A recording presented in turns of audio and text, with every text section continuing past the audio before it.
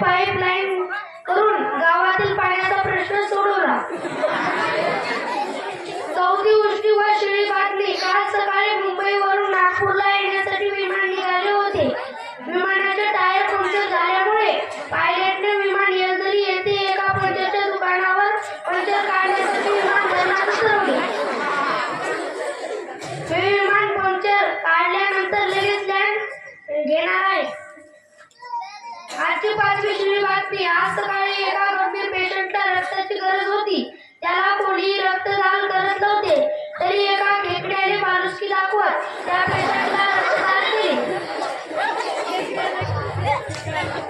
कालची सहावी गोष्टी बातमी. रेल्वे विभागात नवीन नोकर भरती निघाली आहे. त्यात 150 जागा भरल्या जाणार आहेत. त्यातील 50 जागा रेल्वेचे पंक्चर काढण्यासाठी, त्यातील 50 जागा या ज्या रेल्वेला हेडलाईट नाही त्या गाडीच्या पुढे बॅटरी घेऊन धावण्यासाठी